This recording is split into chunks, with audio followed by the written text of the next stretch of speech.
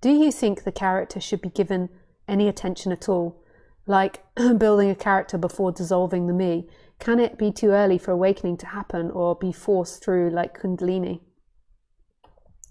The me, the character doesn't disappear with the me. What I think that people are saying when they say the disappearance of the me is the attachment to the character, that centralized figure that's sewing everything together and making a you, and like seeking. It's like this is who I am, and it's like feels like it's looking out of the eyes and experiencing. Whereas when there's awakening, experiencing is all things and no things. It's this empty looking. So when it shifts, it's like the me, the person, disappears. There isn't anybody looking anymore. But what arises and disappears in that is a character that's pretty constant. I would always work on the constant for the sake of the people around you. Jesus Christ, people work on stuff for the sake of people around you. My God. It's like people that don't mow their lawns. That's a joke. I'm not very good at mowing my lawn. But you know, like it's like that, the equivalent, but in the psychology.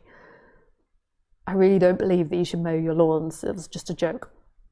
But Jesus, everyone should. Into this subject or not, my God. For the sake of others, work on yourself. Ooh, I still work on myself.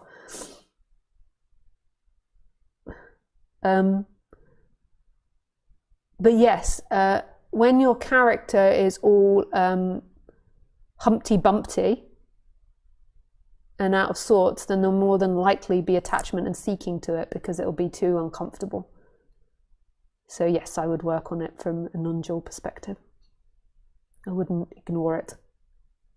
You know, because if you ignore it, you're just going to make disastrous decisions for yourself. You're going to just make your life harder.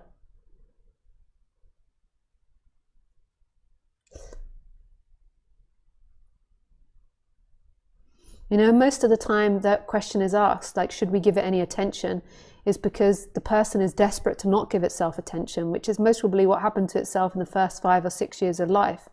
And so giving itself attention is incredibly uncomfortable. So it gets into non-duality and it hears this no self-teaching and it's like, thank God, please let me ignore myself more, but you're not conscious of these thoughts.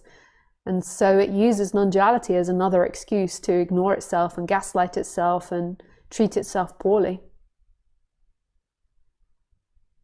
And the shame, like shame is a massive reason why people don't work on themselves as well.